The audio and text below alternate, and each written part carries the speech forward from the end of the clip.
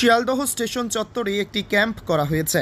বিভিন্ন জেলা থেকে ছাত্ররা আসবে। তাদের প্রিয় মুখ্যমন্ত্রী মমতা বন্দ্যোপাধ্যায় কি বার্তা দেন সেটা শোনার জন্য অধীর আগ্রহে বসে আছে। মুখ্যমন্ত্রী মমতা বন্দ্যোপাধ্যায়ের হাত ধরে বাংলার আপামর জনসাধারণ, বাংলার সাধারণ খেটে খাওয়া মানুষ থেকে শুরু করে সমস্ত মানুষ সেদিনকে বাংলার বুকে গড়তে উঠেছে।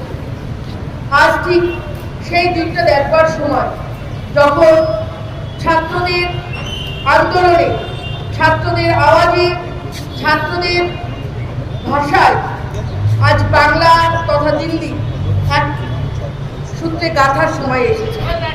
আমাদের একটাই আবেদন, একটাই আবদার, আমরা বাঙালি প্রধানমন্ত্রী চাই।